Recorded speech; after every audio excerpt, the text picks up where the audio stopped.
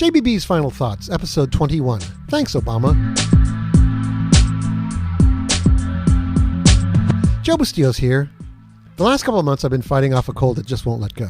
It's annoying, not really critical, but it's also contributed to my long pauses between podcasts.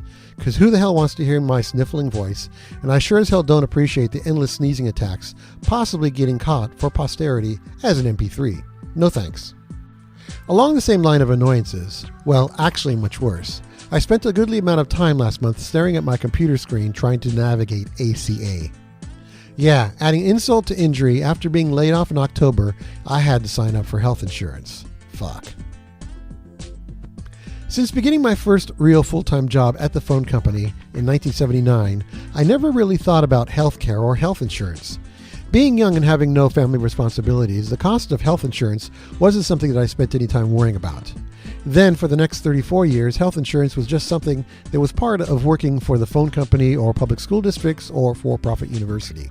Thank God I had good coverage when I was diagnosed and treated for my CIDP from 2012 to 2014, or things would have turned out quite differently. My oldest sister suffered from a similar ailment during the exact same time and only got authorization for treatment from her health insurance the week after she passed away. Yeah, things could have been very different had I not had coverage. So this past October, the health insurance went away when the job went away. And while I continued to look for a job, I still had to get insurance or else suffer getting a penalty on my income tax. I started on the Costco website because they promised to make the process easier, but I ended up on the healthcare.gov website. I work online. I have a master's degree in online education. The actual website was pretty straightforward, but it was frustrating trying to understand what all of these plans were really offering. I studied the plans for about a week. I consulted with my girlfriend, who as a small business owner had to figure out how to get coverage for herself and her teenage son. Even with my online savvy and expertise, making a decision on what plan to purchase wouldn't have been doable without my girlfriend's input. NPR had a great interview of journalist Stephen Brill, who was investigating ACA when he was diagnosed with a condition that required heart surgery. Depending on your political stance, this mess is all about either the evil health insurance companies or the damn government stepping in where they don't belong. Brill's reporting is clear that it isn't any one player that's completely responsible. With his own recent personal experiences, I completely identify with the notion that when one is faced with the decision to do an expensive procedure, you don't care about how much it costs. You just want to do whatever it takes to get better. When I was getting my IVIG treatments, I was told that the immunoglobulin fluids cost around $10,000 per dosage. Over the course of my treatments, I received 88 doses, plus multiple MRIs, a spinal tap, physical therapy, etc., etc., etc. In 2014, I had paid out my deductible before the end of January. I didn't care how much it costs. I just wanted to do whatever it takes to get better. And in my case, this was all with good health insurance that had been part of my employee compensation package. So now that I'm not currently covered by a work-based plan, the best that I could do was put together a health insurance package that was going to cost me $500 a month, or $6,000 a year, that had a $6,000 deductible, but would cover 100% emergency room or in-network critical care after the deduction is paid for.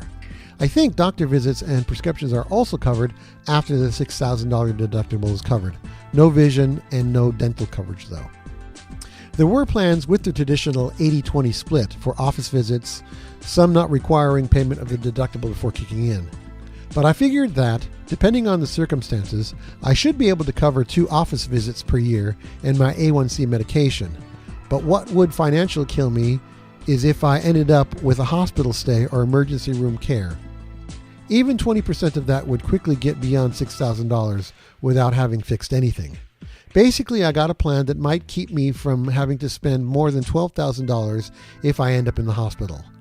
There's no managed care, no doctor visits, no health maintenance, nothing.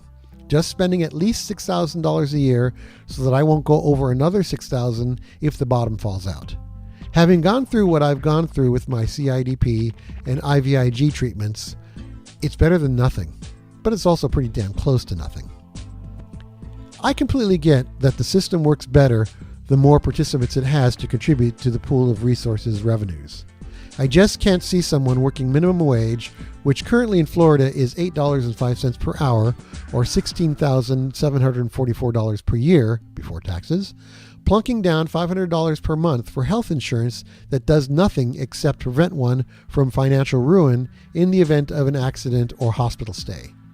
It just doesn't make sense.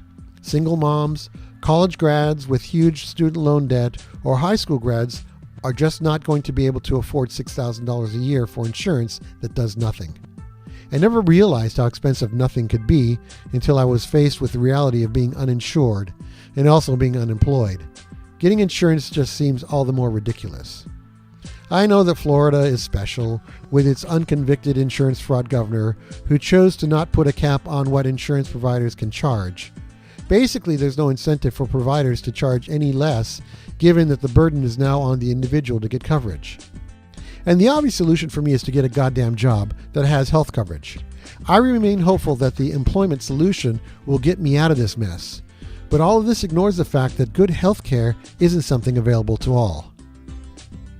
Remember, I work on the internet, and the internet figured out a long time ago that if you cut out the middleman and offer your work for less, you can get a bigger return because more people will not think twice to spend some cash for what you have to offer.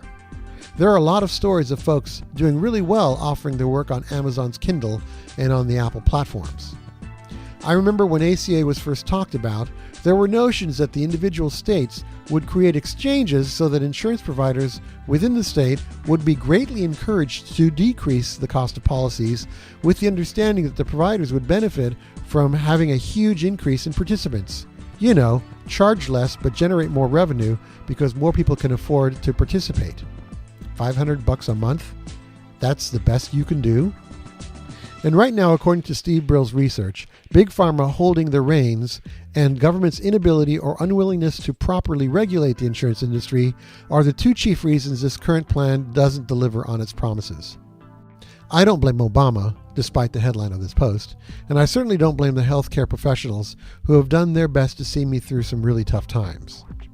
It comes down to our cultural confusion associated with who should get healthcare, and even the idea of healthcare as a business and not a common good.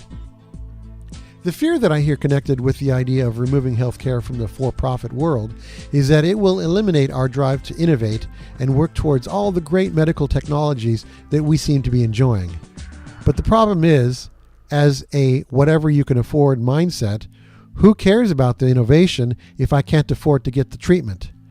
It's a very complicated issue, but the IVIG treatments that enabled my recovery were rejected by my sister's insurance as too experimental when she developed symptoms 5 years before it developed again in 2012. Is it so impossible for us to imagine that everyone should get meaningful health care for a reasonable cost? And if we all participate, then the medical professionals, the research scientists, and yes, even the investment bankers should be compensated for their efforts? ACA isn't it. But as long as we continue to not see the benefits of everyone getting coverage and see medicine as primarily a money-making venture, then this opportunity to really do something good with our national wealth is going to be lost and wasted and forgotten over time. I was lucky. My sister was not. It shouldn't be this way. Thank you for spending this time with me at JBB's Final Thoughts. Please check out my website at joebustillos.com. That's JOEBUSTILLOS.com for more of my musings and thoughts. Catch you later. Bye-bye.